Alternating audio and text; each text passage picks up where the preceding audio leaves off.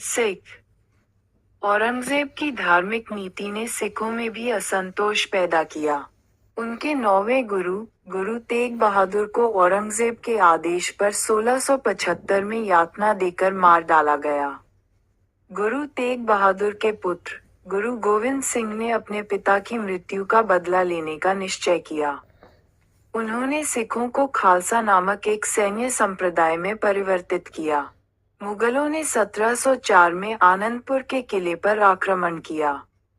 गुरु गोविंद सिंह ने वीरतापूर्वक लड़ाई लड़ी, लेकिन उनके दो पुत्र, जोरावर सिंह और फतेह सिंह, इस्लाम धर्म अपनाने से इनकार उनके दो पुत्र, जोरावर सिंह और फतेह सिंह, इस्लाम धर्म अपनाने से इनकार करने पर बंदी बना लिए गए और उन्हें जिंदा ही ईंटों से चुनवा दिया गया।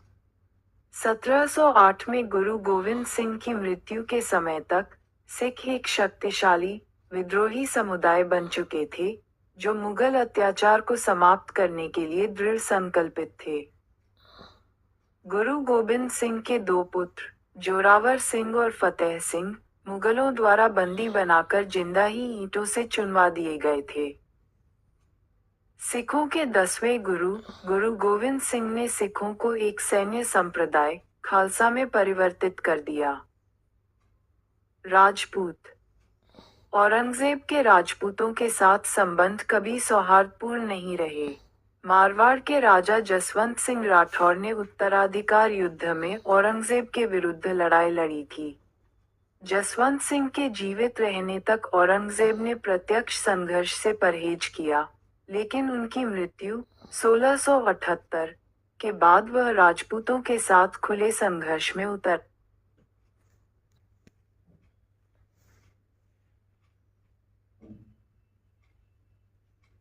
के बाद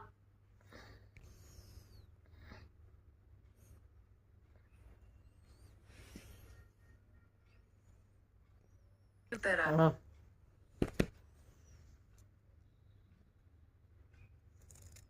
राव से परहेज किया, लेकिन उनकी मौत 1678 के बाद वह राजपूतों के साथ खुले संघर्ष में आ गया।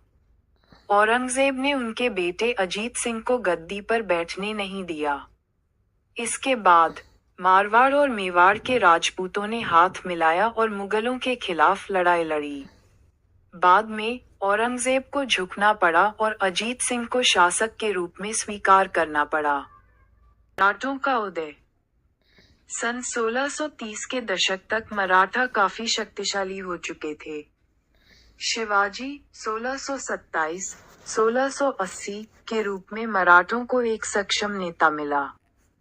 शिवाजी ने मराठों को एक इकाई के रूप में संगठित किया और उन्हें राजनीतिक मार्गदर्शन और नेतृत्व प्रदान किया। उन्होंने तोरण, चाकन और पुरंदर सहित कई किले जीते। इसके बाद उन्होंने कोंकण क्षेत्र की ओर रुख किया, जिसमें आधुनिक ठाणे और कोलाबा जिले शामिल थे। 1659 में बीजापुर के सुल्तान ने शिवाजी को जिंदा या मुर्दा पकड़ने के लिए अपने सेनापति अफजल खान को भेजा। शिवाजी ने अपने वस्त्रों के नीचे धातु का एक नुकीला हथियार छिपाकर अफजल खान को मार डाला। इसके बाद उनका सामना दक्कन के गवर्नर शास्ता खान से हुआ, जिसे औरंगजेब ने भेजा था। 1663 में शिवाजी ने रात में शास्ता खान के शिविर पर छापा मारा। शास्ता खान घायल हो गया और उसका बेटा अबुल फतेह मारा गया। शिवाजी, महान मराठा नेता। शिवाजी की इन सफलताओं से औरंगजेब चिंतित हो गया और उसने उनके विरुद्ध कोई कठोर कार्रवाई करने का निश्चय किया। औरंगजेब ने शिवाजी से निपटने के लिए अंबर के राजा जय सिंह के नेतृत्व में एक विशाल सेना भेजी। शिवाजी ने वीरतापूर्वक प्रतिरोध किया और समझौता करने को तैयार हो गए, तथापि 1665 में पुरंदर की संधि पर हस्ताक्षर हुए। 1666 में राजा जय सिंह ने शिवाजी को राज दरबार में आने के लिए राजी किया, जहां औरंगजेब ने उन्हें छोटे मनसबदारों की श्रेणी में रखकर उनका अपमान किया। विरोध करने पर उन्हें उनके पुत्र संभाजी सहित गिरफ्तार कर लिया गया। शिवाजी किसी तरह हिरासत से भाग निकले और दक्कन पहुंच गए।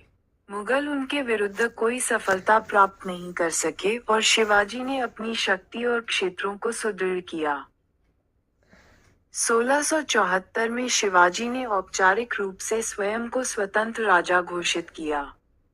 उन्होंने छत्रपति, राजाओं के राजा, की उपाधि धारण की।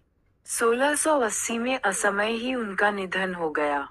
उस समय तक उन्होंने एक विशाल साम्राज्य स्थापित कर लिया था जिसमें प्रायद्वीपीय भारत का एक बड़ा भूभाग शामिल था। वे न केवल एक सफल सैन्य नेता थे बल्कि एक कुशल प्रशासक भी थे। दक्कन